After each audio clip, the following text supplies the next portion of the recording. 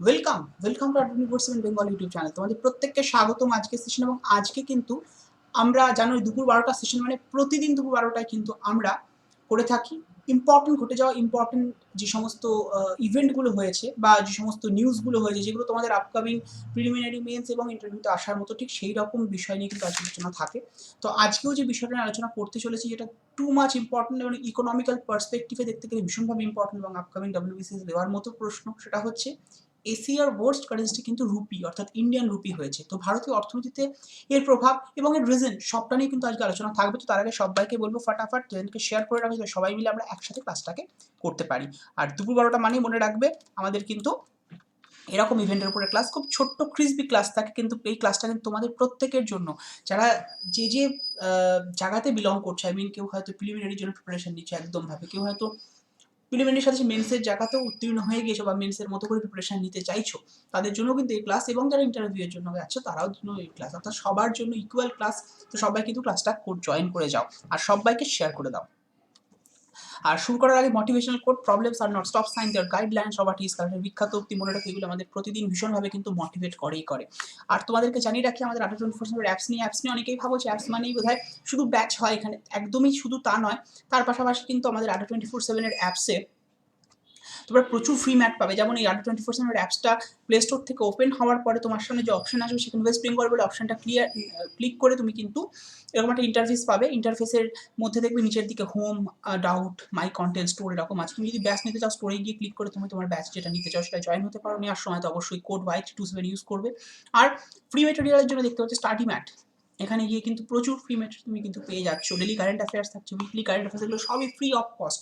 তো তোমরা যারা যারা চাইছো অবশ্যই ভাবে আট 24/7 অ্যাপসটাকে ডাউনলোড করে নাও। তো চলো আজকের বিষয়টায় চলে আসি। Indian rupee becomes most performing country of entire Eurasia. তো বেসিক্যালি কি হয়েছে দেখতে পাচ্ছ ইন্ডিয়ার, যদি দেখো কেন এটা হচ্ছে না, আমরা যদি দেখি 2000 জানুয়ারি 21 থেকে 2021-এর মানে 2021-এর জানুয়ারি মাস থেকে 2021-এর ডিসেম্বর মাস, এই যে টাইম পিরিয়ডটায় না ইন্ডিয়ান রুপি কিন্তু ভীষণভাবে ডেপ্রিসিয়েট হয়েছে। ডেপ্রিসিয়েশনের কারণটা কি?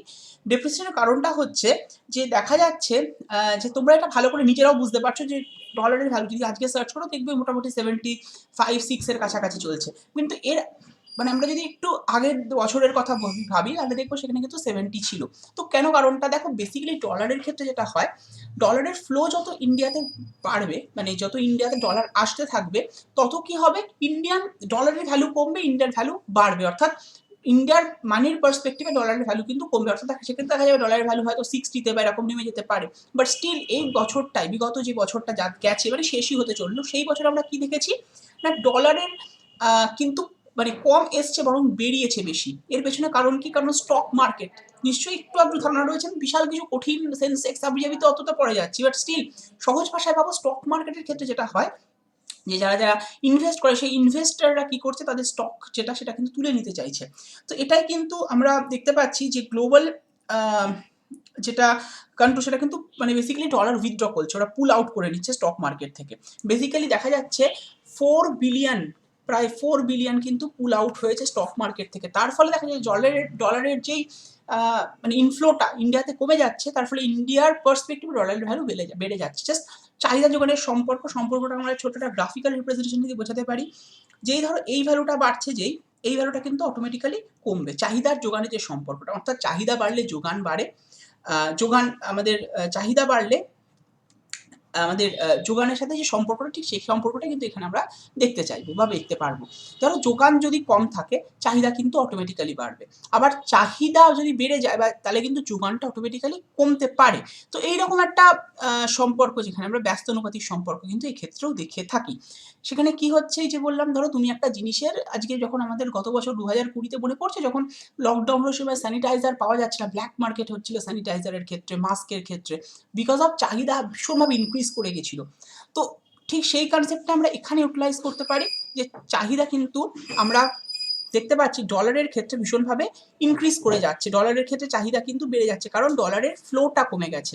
তার ফলে ইন্ডিয়ান ভ্যালুটা কিন্তু ডলারের পার্সপেক্টিভে তার যে ডেপ্রিসিয়েশন হয়েছে। ঠিক আছে, যদি আমরা দিস কোয়ার্টার আমরা যদি এই যেটা 3টে ভাগে ভাগ করা যায়, তো সেখানে দেখতে পাচ্ছি Indian national rupee sink by 2.2%, mostly because of global funds capital was reduced by 4 billion from the country stock market, যেটা তোমাদের বললাম 4 বিলিয়ন কিন্তু স্টক মার্কেট থেকে রিডিউস হয়ে গেছে, এটাই কিন্তু মেন কারণ। এবং আমরা দেখতে পাচ্ছি as per the report Goldman Sachs Group INC and Noruma Holding INC lowered their outlook for equities due to the lofty valuation, therefore leading to Indian stock being sold by foreigners. So basically Indian stock foreigners এর কাছে sold হয়ে গেছে। The trade deficit is at a record high and currency value has been impacted by the central bank policy. তো এর পাশাপাশি আমরা বলতে পারি আমাদের কেন্দ্রীয় ব্যাংক মানে রিজার্ভ ব্যাংকের সাথেও কিন্তু পলিসিরও কিন্তু এখানে একটা গন্ডগোল রয়েছে। তোমরা জানো যে ইম্পোর্ট আমাদের এবছর যদি দেখা যায় ইম্পোর্ট কিন্তু বেশি হয়েছে দ্যান দ্যাট অফ এক্সপোর্ট, এক্সপোর্টের থেকে ইম্পোর্ট বেশি হয়েছে। তার ফলেও কি হয়েছে, মানে ধরো আমাদের স্টক মার্কেট থেকে তো উইথড্রল করেছে ডলার, তার পাশাপাশি ইম্পোর্ট হওয়া মানে আমাদের দেশ থেকে টাকা বিদেশে গেছে। ইম্পোর্ট মানে কি, আমরা যে জিনিসটি অন্য দেশের জিনিস যখন এদেশে কিনে নিয়ে আসছি তার মানে টাকা তখন এদেশে এসছে। পাশাপাশি এক্সপোর্ট আমাদের কমেছে, এক্সপোর্ট কমা মানে বিদেশের ডলার কিন্তু ভারতে আসতে পারছে না। সো দ্যাটস দ্য এতগুলো কারণ কিন্তু এর পেছনে রয়েছে, যাতে করে আমাদের এশিয়ার কারেন্সিটা কিন্তু মানে এশিয়ার মধ্যে ভারতের কারেন্সিটা কিন্তু ওর্স্ট রুপি মানে ওর্স্ট কারেন্সি বলে কিন্তু গণ্য হয়েছে আমাদের ইন্ডিয়ান রুপিটা। এবং এর পাশাপাশি সেন্ট্রাল ব্যাংক অর্থাৎ আমাদের রিজার্ভ ব্যাংকেরও কিন্তু এখানে ভূমিকা রয়েছে। As per B Prasanna, head of global market sales trading and research at ICICI Bank Limited in Mumbai, the monetary policy divergence and widening current account gap have set depreciation in the rupee in the near term, এটাও কিন্তু তার মতে বলেছে। and what does the depreciation mean for the RBI? RBI বলছে on the positive and weaker currency can support export, and on negative side there also is a risk of inflation. তো এই যে what does this depreciation mean for RBI? RBI এর মতে কি on a positive and weaker currency can support export, export কে কিন্তু support করতে পারে। on the negative side there are also a risk of inflation, কিন্তু এতে করে ইনফ্লেশন এর রিস্কটা বেড়ে যায়।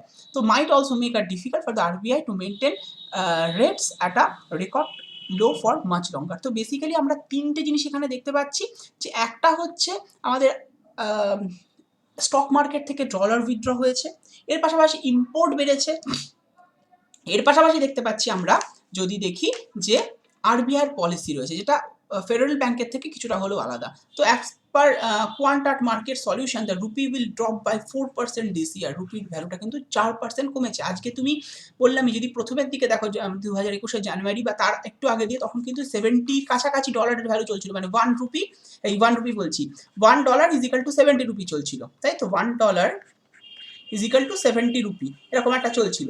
বাট এখন যদি তুমি দেখো মোটামুটি $1 ইজ ইকাল টু আমি বলতে পারি 76 এর কাছাকাছি চলছে, মানে ভ্যালুটা কিন্তু অনেকটাই এই এখনকার পার্সপেক্টিভে কমছে। তো the fourth consecutive year of the losses, whereas Bloomberg has predicted that the rupee will reach 76.5 and the rupee will drop 4% this year in a fourth consecutive year of loss। এটা বললেই মোটামুটি 76 এর কাছাকাছি পৌঁছে যাচ্ছে একটা রুপির ভ্যালু ডলারের পার্সপেক্টিভে। তো সেটা কিন্তু একদমই ভালো দিক নয়, এবং ডলারের আর্নিং মানে ডলারের যে আগমন সেটা ভারতে কিন্তু অনেকটাই কমে গেছে। তো এটাই কিন্তু মেন কারণ হয়ে দাঁড়িয়েছে, এবং সবার আগে এটার সলিউশন হিসেবে বলতে পারা যায় আমাদের আরবিআই এর পলিসিটাকে ঠিকঠাক করা দরকার, তবেই কিন্তু সব কিছু হয়তো ঠিক হতে পারে। এবং এর পাশাপাশি মানে আমাদের দেখো ফরেন মানে আরবিআই এর যে মনিটারি পলিসি এটা যদি অনেকটাই শিথিল ঠিকঠাকভাবে করা যায় বা কিছুটা হলেও রেস্ট্রিকশনটা কমানো যায়, তাহলে কিন্তু বিদেশিরা এসে নিয়োগ করবে। আর নিয়োগ হওয়া মানে আমাদের দেশের তে ডলার বেশি করে ঢুকবে, ডলার আসা মানে ইন্ডিয়ার পার্সপেক্টিভ, ইন্ডিয়ার ভ্যালু মানে মানির পার্সপেক্টিভে কিন্তু ডলারের ভ্যালু কমবে, এবং অবশ্যই হবে তখন দেখা যাবে আমরা সেই 1945 যেমন বলতাম 1 রুপি ইজ ইকাল টু $1, সেরকম হয়তো বলতে পারবো। তো তোমাদের কি মতামত এই বিষয়ে অবশ্যই জানাতে ভুলো না, এবং তোমরা কি চাইছো সেটাও জানিও। দেখতেই পাচ্ছ যে এইভাবে কিন্তু ফ্লাকচুয়েট হয়েছে ডলারের ভ্যালুটা, এপ্রিলে এরকম ছিল, এই যে এইটা মানে কিন্তু বেড়ে যাওয়া ডলারের ভ্যালুটা, মানে ডলারের মানটা বেড়ে যাওয়া অ্যাকচুয়ালি, মানে এখানে আমি বলতে পারি তখন হয়তো 75 এর কাছাকাছি এরকম ছিল। তো এইভাবে আবার কমেছে আবার বেড়েছে, ফ্লাকচুয়েট হতে হতে কিন্তু পুরো ঘটনাটা এভাবে এসছে। ওকে, তো দ্যাট ইজ এবং তোমাদের কি মতামত সেটা অবশ্যই জানাতে ভুলো না। তোমরা কি চাইছো, তোমরা কি জানতে চাইছো, তোমাদের কি ধারণা বা তোমরা কি বুঝছো এই ঘটনার থ্রু দিয়ে যে ইন্ডিয়ার ইকোনমি কি কোন দিকে যাবে? কারণ ইকোনমিক্যাল পার্সপেক্টিভে ইন্ডিয়াকে বলছে এখন নাকি অনেকটাই ভালো দিকে গেছে, তাহলে ভালো যদি হয় তাহলে ডলারের পার্সপেক্টিভে ইন্ডিয়ার ভ্যালুটা কেন কমে যাচ্ছে? মানে আমরা 1 রুপি ইজ ইকাল টু 76 বলতে হচ্ছে কেন? আমাদের তো বলতে হতে পারতো এটা 46 বা তারও কম, বা অনেকটাই কম আশা এক্সপেক্টেড ছিল, বাট এটা কেন হচ্ছে? সো প্রশ্ন চিহ্ন তোমাদের কাছেও থাকলো, তোমরাও জানিও তোমাদের কি মতামত, আর এই সেশনগুলো কেমন লাগছে অবশ্যই জানাতে ভুলো না। ভালো লাগলে অবশ্যই লাইক, কমেন্ট অ্যান্ড শেয়ার করো, আর সাবস্ক্রাইব তো ম্যান্ডেটারি। আর আড্ডা 24/7 বেঙ্গলির পাশাপাশি আড্ডা 24/7 WBCS টপারকেও তোমরা কিন্তু সাবস্ক্রাইব করে দেবে, কারণ WBCS টপারে প্রতিদিন দুপুর 2টোর সময় আমার কিন্তু ইন্ডিয়ান পলিটির একটা স্পেশাল সিরিজ চলছে, 30 ডেজে পলিটির কমপ্লিট করবো আমরা, এই টার্গেট নিয়ে সিরিজটা এনেছি, যেখানে যার নাম দেওয়া রয়েছে পলিটিতে রিয়েলিটি। সো অবশ্যই ভাবে কিন্তু তোমরা এই সিরিজটায় জয়েন করে যাবে, সবাই যারা যারা চাইছো তো অবশ্যই ভাবে তোমরা জানাবে তোমাদের এই সিরিজটা কেমন লাগছে, আর আপকামিং ডেজে এরকম সিরিজ চাও না, তোমাদের জন্যই কিন্তু এই সিরিজটা এসেছে, যেটা বিকেল 5টায় হতো সেটা এখন প্রতিদিন দুপুর 12টা হচ্ছে। বিকেল 5টায় আগে সোম বুধ শুক্র ছিল, বাট এখন প্রতিদিন দুপুর 12টায় কিন্তু এই সিরিজটা হচ্ছে। তো ডোন্ট মিস দিস সিরিজ। আর সবাই জানো তোমাদের কেমন লাগছে সিরিজটা, ওকে? আর আজকের পার্সপেক্টিভটা সম্পর্কে তোমাদের কি মতামত সেটাও জানাতে ভুলো না। Thank you to all of you. আজকের মতো আমরা এখানে এন্ড করছি।